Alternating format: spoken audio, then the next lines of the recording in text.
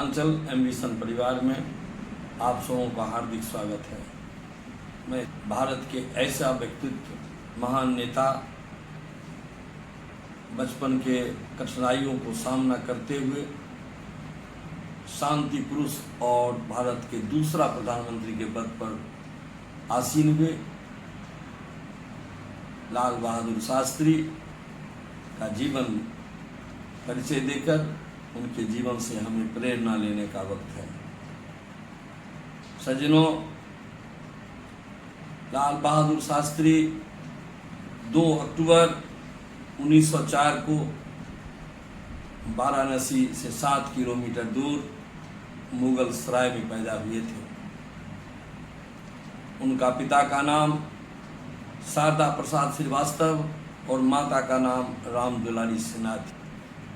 उनके पिता शिक्षक थे, लेकिन आर्थिक स्थिति अच्छी नहीं थी। जब लाल बहादुर शास्त्री 11 महीने के थे तो उनके पिता का निधन हो गया। माँ 3 बच्चे को लेकर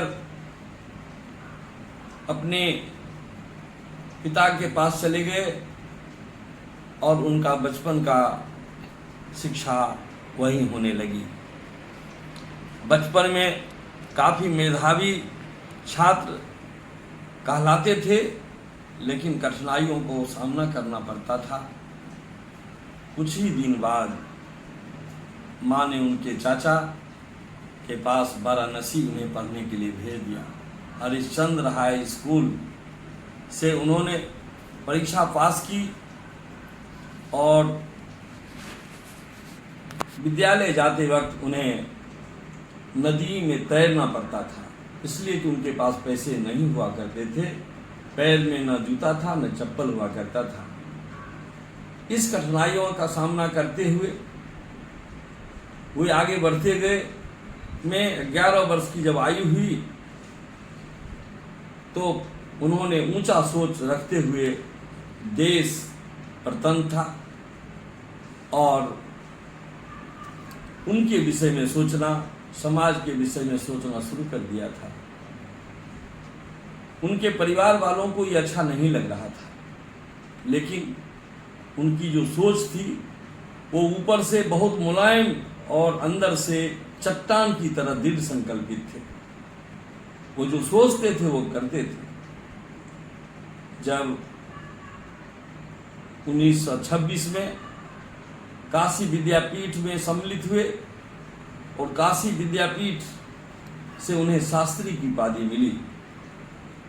शास्त्री के खिताब से नवाजे जाने के बाद शास्त्री का नाम लाल बहादुर शास्त्री होने लगा और लोग उन्हें शास्त्री जी कहकर पुकारने लगे, जबकि बचपन में उन्हें नन्हे कहकर पुकारा जाता था। उन्होंने 1928 में ललिता देवी से शादी की और उनके 5 बच्चे हुए। आज 2 पुत्रियां और 3 जो पुत्र थे, 2 पुत्र आज भी जीवित हैं, जिनका नाम भारत के कोने कोने में लोग जानता है, अनिल शास्त्री और सुनील शास्त्री। अनिल शास्त्री कांग्रेस के एक श्रेष्ठ नेता कहे जाते हैं और सुनील शास्त्री भारतीय जनता पार्टी के नेता हैं।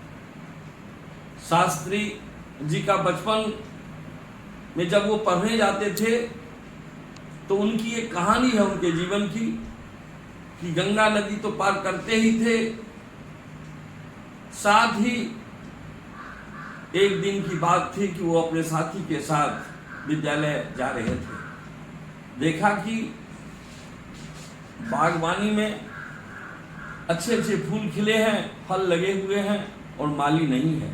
साथियों के संगत में चलकर उन्होंने भी फूल तोड़ लिया। तब तक में माली आ गया। माली को देखकर सारे छात्र भाग गए, परंतु लाल बहादुर शास्त्री दृढ़ संकल्पित व्यक्तित्व के आदमी थे। वो खड़े रहे, उन्होंने भागा नहीं। जब माली ने उनसे पूछा कि फूल क्यों तोड़ा, और कहते हुए उन्होंने एक तमाचा उनके गाल पे लगा दिया। रोते हुए एक बच्चा का स्वरूप का कितना महान सोच, उन्होंने कहा कि मेरे पिता नहीं है और आपने मुझे तमाचा लगा दिया। यह सुनते ही माली ने उन्हें दूसरा तमाचा मार बैठा और कहा, जब पिता नहीं है तो तुम्हें और ईमानदार और ही अच्छे तरह से पढ़ाई करनी चाहिए। जिस बात ने उन्हें भारत के दूसरा प्रधानमंत्री के पद तक ले गया, और उन्होंने अपने मन में सोचा कि मैं ईमानदार और समाज का कर्णधार बनूंगा, हम अपने जीवन को समाज के लिए समर्पित करूंगा। और यह कहते हुए 1920 की असहयोग आंदोलन में भाग लिया। 1930 में दांडी मार्च हुआ, उसमें भाग लिया, और 1942 में भारत छोड़ो आंदोलन में उन्होंने साथ दिया। गांधी से संपर्क में आने के बाद उन्होंने गांधीवाद को स्वीकार करते हुए और जेल की यातनाएं भी उन्हें सहनी पड़ी, को स्वीकार करते हुए और जेल की यातनाएं भी उन्हें सहनी पड़ी। सज्जनों, कहा जाता है कि यदि लक्ष्य महान हो तो भावना कभी कोमल नहीं होनी चाहिए। शास्त्री अपने जीवन में सादगी के बहुत पुजारी थे। जब जेल से निकले और देश आजाद हुआ तो पंडित नेहरू, गांधी जैसे लोग मिलकर उन्हें उत्तर प्रदेश में कांग्रेस के संगठन में महासचिव बना दिए गए। उस समय में गोविंद बल्लभ पंत के मंत्रिमंडल में उन्हें पुलिस मंत्री और परिवहन मंत्री का भी पद सुशोभित करने को मौका मिला। जब वो परिवहन मंत्री थे तो आश्चर्य होगा कि उन्होंने पहला मंत्री जिन्होंने महिलाओं को कंडक्टर के रूप में, संवेदक के रूप में नियुक्त किया। और जब पुलिस मंत्री बने तो जब पुलिस सुरक्षा के लिए भीड़ को शांत करने के लिए लाठी का बौछार करता है, वहां उन्होंने पानी का बौछार करने का निर्देश दिया। ऐसे व्यक्तित्व के धनी, ऐसे महान नेता लाल बहादुर शास्त्री जी थे। उनके जीवन की बहुत सारी कहानी है। उन्होंने किसी में, आज आप सोच सकते हैं कि जय जवान जय किसान का नारा देने वाला वह देश का सपूत सारी जिंदगी देश के लिए अपने कर्मों से डिगा नहीं, और उनका मानना था कि कर्म ही प्रार्थना है, वर्क इज वर्शिप। वे पीछे मुड़कर नहीं देखे। 1952 में उन्हें राज्यसभा का सदस्य बनाया गया। 55 में पुनः वो मंत्री बनाए गए और देश के विदेश मंत्री के साथ साथ उनको भारत के गृह मंत्री का भी पद मिला। अपने जीवन में ऊंचाइयों को छूते हुए अपने सादगी, किसी भी पद पर गए, ऊंचे पद पर गए, लेकिन सादा जीवन, उच्च विचार ही उनका मंत्र था। एक समय की बात है कि लोग कहा करते हैं कि जब वो विदेश मंत्री थे तो उन्हें विदेश भेजा जा रहा था देश की ओर से। उनके पास ठंडे के वक्त में कोट नहीं था। बाहर हिंदुस्तान का लाल, जो एक मंत्री पद, देश का मंत्री होने के बाद भी इतने सादगी और इतने सादा विचार रखते थे, इतनी ईमानदारी से जीते थे, हमें उनके जीवन से प्रेरणा लेनी चाहिए। गरीबी हमारी मुकाम हासिल करने में कोई बाधक नहीं हो सकती है यदि हम कृत संकल्पित हैं, वो बार बार कहते थे। और उसी की ईमानदारी के बल पर, उसी सच्चाई के बल पर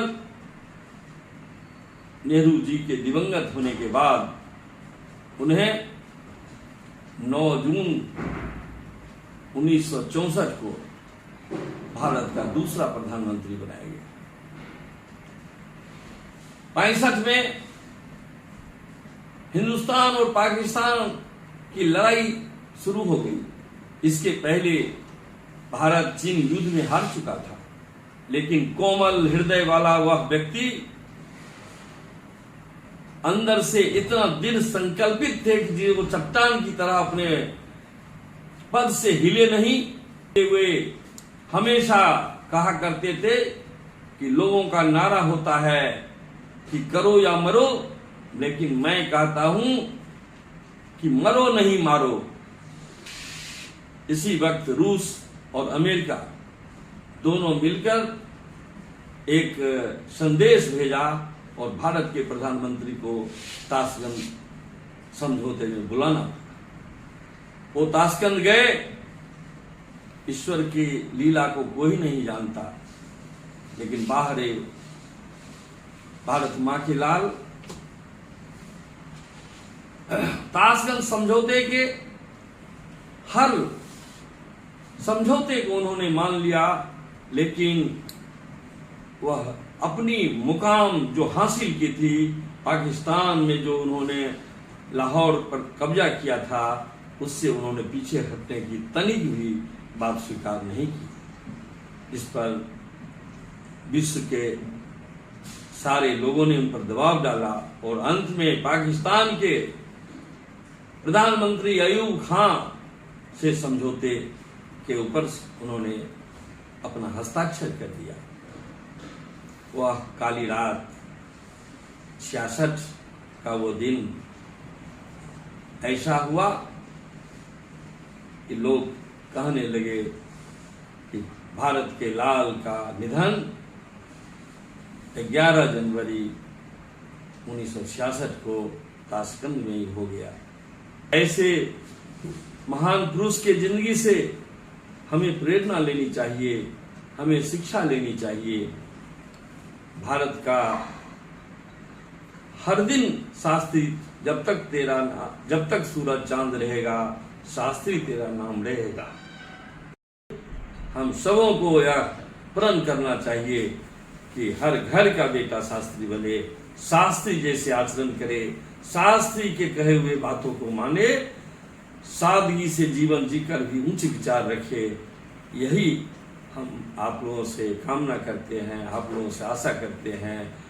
प्रेरणा लेने का वक्त है। बहुत बहुत धन्यवाद।